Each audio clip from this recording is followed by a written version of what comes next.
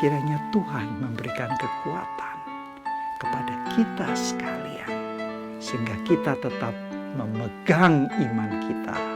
Remain in the faith.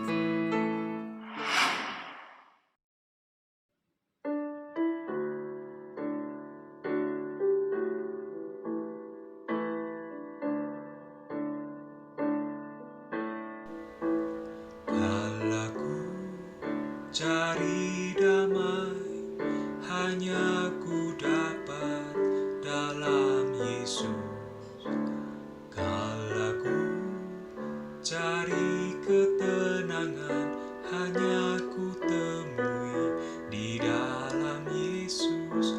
Tak satu pun dapat menghiburku, tak seorang pun dapat menolongku. Hanya Yesus jawaban hidupku.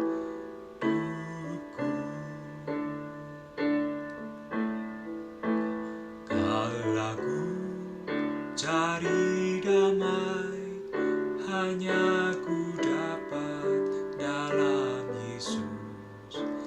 Kala ku cari ketenangan, hanya ku temui di dalam Yesus.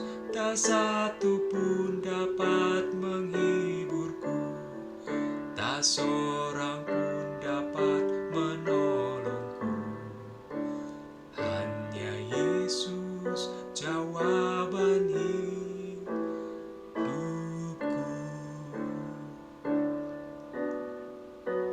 Hanya Yesus jawaban hidupku.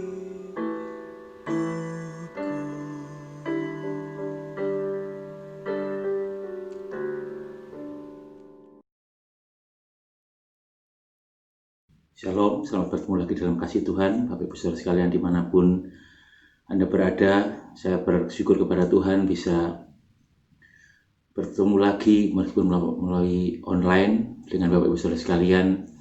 Kita mulai dengan doa kepada Tuhan. Bapa kami yang di surga, kami ucapkan syukur kepadamu Tuhan, buat segala penyertaan dan kasih-Mu Tuhan, buat segala perlindungan yang sudah kami terima, buat segala kemurahan yang kami rasakan sepanjang kehidupan kami. Semua adalah atas kasih-Mu pada kami dan anugerah-Mu bagi kami semua. Tanpa Engkau kami bukan tidak berarti apa-apa Tuhan, tapi kami hidup sampai saat ini adalah karena kasih-Mu.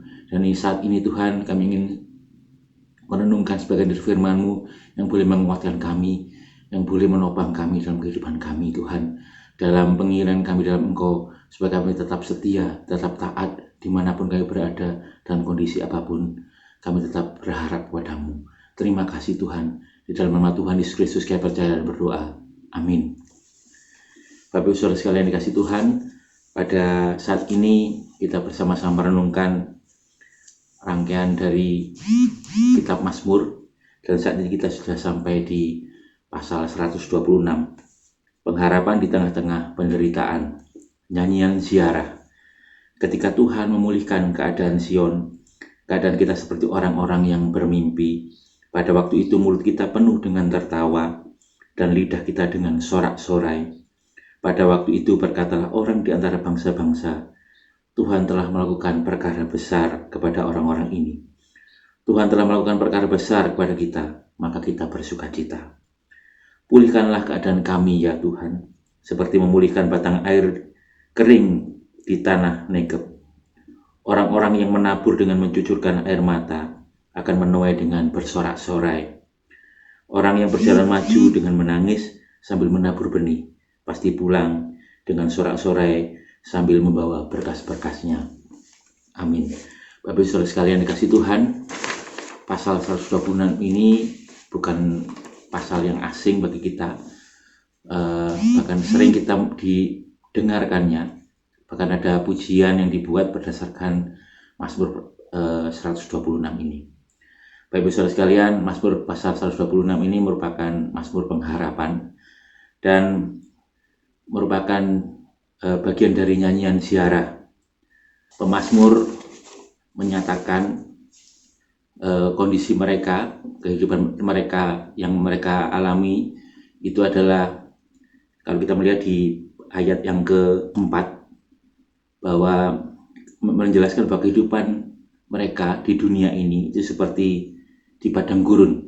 Di ayat 4 tadi digambarkan seperti di tanah Negeb.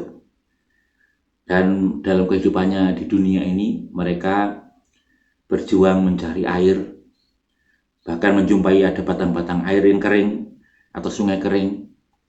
Mungkin saja terdapat sisa-sisa air atau air yang sedikit di dalam batang-batang yang kering tadi. Nah, ketika musim hujan, ketika ada hujan turun, mendadak batang air yang kering tadi menjadi aliran air yang penuh, menjadi sungai atau sungai musiman. Ketika hujan menjadi aliran sungai yang deras. Nah, sehingga dengan mudah umat mencari air. Kondisi ini seolah-olah seperti suatu keajaiban. Ketika ada hujan, dari batang kering, aliran kering tadi menjadi aliran sungai karena dipenuhi oleh air dari hujan. Dan inilah gambaran dari umat Israel pada waktu itu. Mereka seperti hidup di dalam padang gurun menantikan keajaiban dari Tuhan. Nah, pada ayat yang pertama sampai yang ketiga, pemazmur menjelaskan untuk mengingatkan umat Israel atas segala pertolongan yang sudah mereka, pertolongan dari Tuhan yang sudah mereka alami sebelumnya. Di dalam ayat 1, ketika Tuhan memulihkan keadaan Sion, mereka mengatakan seperti orang yang bermimpi, gitu ya. Mereka penuh dengan tawa dan lidah mereka penuh dengan sorak-sorai. Tulisan ini didasarkan pada mereka setelah bebas dari penjajahan atau pembuangan di Babel dan mereka boleh kembali ke Yerusalem.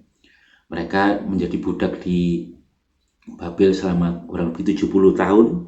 Dalam Yeremia 25 ayat 11-12 dinyatakan bahwa mereka menjadi budak selama 70 tahun. Dan mereka kembali ke Yerusalem. Dan mereka menganggap ini suatu perkara yang besar, keajaiban Tuhan. Mereka boleh kembali lagi ke Yerusalem. Ayat ketiga, Tuhan telah melakukan perkara besar kepada kita. Mari kita bersukaria. Pemazmur mengingatkan kepada umat Israel bahwa Tuhan telah melakukan perkara besar, yang ajaib, yang mereka belum pernah alami dan mereka alami karena pertolongan Tuhan. Dan pemazmur ingin mengingatkan ini dalam kondisi menghadapi perjuangan hidup mereka. Mereka diingatkan Tuhan pernah menolong mereka dengan perkara-perkara yang besar atau keajaiban-keajaiban. Mereka juga mengingat tentang mereka boleh kembali dari Mesir menyeberangi Laut Taberau dengan aman. Dan ini adalah perkara yang luar biasa, sehingga bangsa-bangsa lain mengatakan bahwa Tuhan berperkara, melakukan perkara yang ajaib bagi orang Israel. Bapak Ibu Saudara sekalian, dalam kondisi yang saat ini yang dialami oleh seluruh dunia, masa pandemi dan masa susah ini, kurang lebih mungkin sama dengan kehidupan di tanah gurun yang sukar mencari air, yang sulit mencari air. Tetapi pemazmur mengajak kita untuk kembali berseru kepada Tuhan yang telah banyak berbuat bagi kita. Pulihkanlah kami Tuhan, kembali kepada Tuhan. Pemazmur di dalam ayat yang kelima ini mengajak kita untuk menabur, orang-orang yang menabur dengan mencucurkan air mata. Bapak Ibu, kata menabur ini menyebarkan benih, bukan satu benih saja menanam benih, tapi banyak benih. Menabur ini, pemazmur mengajak kita untuk terus bekerja, menabur, terus memberikan usaha dalam segenap hal. Dalam kondisi yang susah, mereka diajak untuk terus menabur. Dan diteruskan bahwa menabur dengan mencucurkan air mata. Mencucurkan air mata dalam artian bahwa kita dengan kesungguhan, kita melihat bahwa orang yang dengan sungguh-sungguh berusaha dengan segenap hati ketika menghadapi masalah, tantangan, mereka ingin tetap berusaha. Kadang kita melihat bahwa ada rasa haru ataupun rasa susah yang mereka alami hingga meneteskan air mata. Ini yang diharapkan Tuhan bagi kita. Bagi kita terus bekerja dengan sungguh-sungguh. Kita harus terus menabur kebaikan. Kita harus tidak jemu-jemu berdoa terus dengan segala mengungkapkan apa yang menjadi pengharapan kita kepada Tuhan. Dengan sungguh-sungguh dengan kerendahan hati, dengan berserah kita menangis kepada Tuhan. Pada ayat yang ke-6, pemazmur menambahkan berjalan maju dengan menangis dan menabur. Di ayat yang ke-5 tadi menabur dengan mencucurkan air mata. Di ayat yang ke-6 pemazmur menambahkan dengan berjalan maju. Pemazmur berharap bahwa kita terus maju. Kita tidak mundur tapi berjalan maju. Tidak putus asa tapi setia melakukan apa yang menjadi kehendak Tuhan. Kita terus meningkat dalam kerohanian kita, dan kita bersama-sama mengingat apa yang dikatakan Rasul Paulus pada kita. Mungkin manusia jasmani kita semakin merosot, tetapi manusia batiniah kita diperbaharui semakin hari semakin indah di dalam Tuhan. Dan ini dikehendaki Tuhan, kita terus maju, tidak putus asa. Mungkin secara fisik kita semakin melemah, mungkin keuangan kita semakin menipis, mungkin sakit kita semakin parah, tapi Tuhan tetap kita maju. Kualitas rohani kita semakin indah di dalam Tuhan, karena pengharapan Allah itu nyata. Kita harus terus belajar berdoa, kualitas kerohanian yang terus meningkat. Dan keyakinan pada saat menderita ini menyatakan bahwa umat Allah selalu hidup dalam penantian yang berpengharapan. Dan Allah yang dulu, yang sudah menolong kita, yang menolong orang Israel juga adalah Allah yang sama dulu, sekarang, dan sampai selama-lamanya. Dan saat ini pun ketika kita menghadapi hidup di tengah gurun yang keras ini, yang sulit ini, kita kembali berseru kepada Tuhan, pulihkanlah kami Tuhan. Dan kita sebagai umat Tuhan terus bekerja, tidak jemu-jemu, menabur kebaikan, menabur doa, menabur pengharapan di depan Tuhan. Dan kualitas diri kita harus kita tingkatkan dalam Tuhan. Kualitas rohani kita semakin cinta kepada Tuhan, tidak putus asa, dan pengharapan Tuhan nyata. Dan itu yang memperteguh kita dalam jalan kehidupan ini. Bapak Ibu Saudara sekalian dikasih Tuhan, kalau saya mau jujur kepada Bapak Ibu Saudara sekalian tentang pasal 126 ini, saya dulu pernah tanda petik agak sentimen dengan ayat ini, karena pasal ini, karena dulu pada boomingnya teologi kemakmuran gereja di Indonesia, mereka dengan mudah mencomot ayat-ayat di pasal ini, bahkan dibikin lagu gitu. Mulut kita penuh dengan tawa, dengan sorak-sorai yang menyatakan bahwa umat Tuhan hidupnya mudah, pasti diberkati, berlimpah, dan sebagainya. Tetapi ketika melihat kehidupan pribadi mereka tidak ada perubahan. Mereka sama seperti kehidupan yang manusia yang lama, dan mereka menyanyikan lagu pujian ini tanpa makna. Bapak Ibu, mohon maaf, dimaafkan kalau saya berkata seperti ini, tapi ini kembali kepada saya menjadi sentimen terhadap ayat ini. Kenapa kok ada ayat ini? Kenapa kok dijauh? Dan saya menutup mata saya untuk membaca dan mendengarkan telinga saya bila orang berbicara tentang pasal ini, karena pasti ini tentang berkat dan sebagainya dan sebagainya. Hingga pada saat saya bertugas ini, waktu dari koordinator menyampaikan ke saya pasal 126, saya katakan, waduh, pasal 126, saya bilang gitu. Ini sulit buat saya. Dan saya sampaikan kepada istri saya ngomong, istri saya menyatakan, ya itu mungkin saja Tuhan untuk membuka matamu untuk mempelajari ini lebih dalam, tentang lebih sungguh, lebih benar tentang 126 ini. Dan ketika saya mempelajari dan saya mendapat berkat yang luar biasa, bahwa saya harus tetap bekerja, bukan tentang berkat, tetapi di ayat yang 5 dan 6 ini sungguh luar biasa, bahwa di dalam masa saat ini pun saya harus sungguh-sungguh, Tuhan meneguhkan saya harus menaburkan segala sesuatu, kebaikan, usaha, dan sebagainya, doa. Juga saya harus meningkatkan kerohanian saya harus meningkatkan kualitas manusia batiniah saya, harus terus meningkat terus. Itulah yang memperkuatkan pengharapan saya kepada Tuhan. Dan meskipun secara manusia pengharapan saya, kecukupan secara manusia belum dipenuhi tanda petik oleh Tuhan, tetapi dengan pembaharuan budi dalam Tuhan ini membuat saya bertahan terus di dalam Dia, mengiring Tuhan. Dan saya berharap bahwa pasal 126 ini menjadi berkat bagi Bapak Ibu sekalian, menjadi dasar kita untuk bersama-sama berlutut berdoa di depan Tuhan, terus menabur doa, berpengharapan di dalam Tuhan. Puji nama Tuhan. Mari kita berdoa. Tuhan Yesus Kristus, kami bersyukur kepadamu Tuhan, melalui ayat ini di dalam Mazmur 126 ini boleh membimbing kami, meneguhkan kami bahwa kami terus hidup maju di dalam Engkau Tuhan.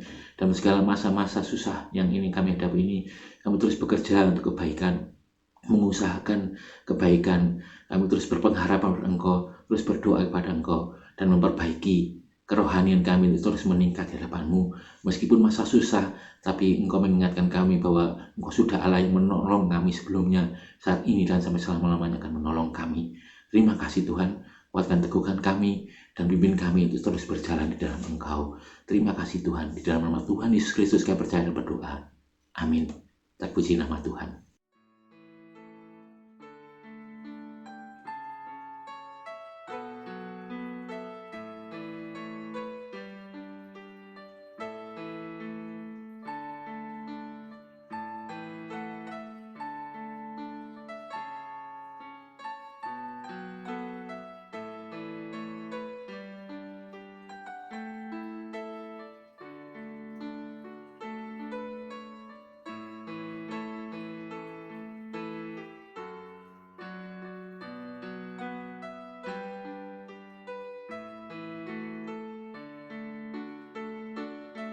Shalom.